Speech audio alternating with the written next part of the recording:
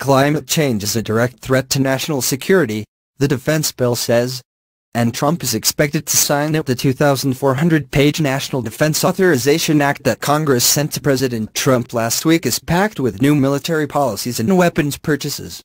But also tucked into the voluminous legislation is a warning about climate change, something Trump has openly ridiculed for years.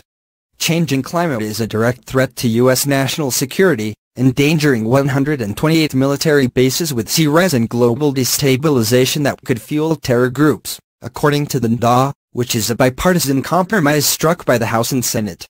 The bill orders a Pentagon report on the top 10 at-risk bases and what should be done to protect them. Trump, who has described himself as a climate change skeptic, indicated he will sign the $700 billion policy bill, calling it an historic boost for the military that could not come at a better time for our nation. The provision is one among hundreds that offer defense reforms as well as more aircraft, ships and troops.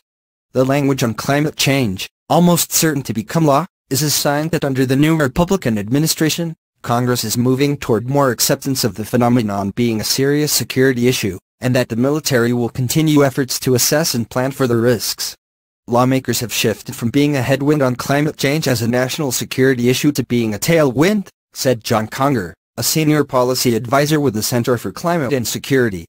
During the last administration they pushed back Don Tito as much. Reduce your funding, now they are saying to do more, said Conger, who is a former Defense Department deputy controller.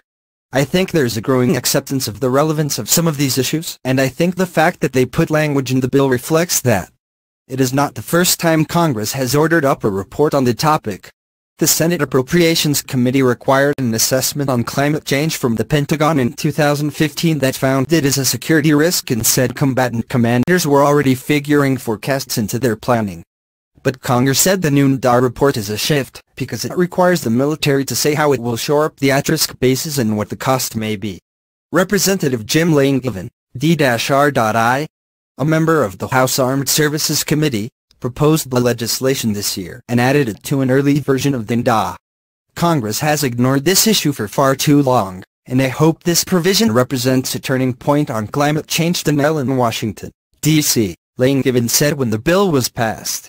It survived the bill's markup in the Republican-majority House committee in a floor debate, and was eventually adopted by an NDAA conference committee headed by Senator John McCain, R.S., and Representative Mac Thornberry, R. Texas. Still, it remains an open question how the Trump administration might treat climate change as a defense issue. Before becoming president, Trump criticized climate change as a hoax. And although he has since appeared to moderate that view, his Environmental Protection Agency has removed references to it. But the White House also approved the release this month of a major multi-agency report finding humans are the main driver of changing climates. There was widespread acknowledgement of climate change under the Barack Obama administration.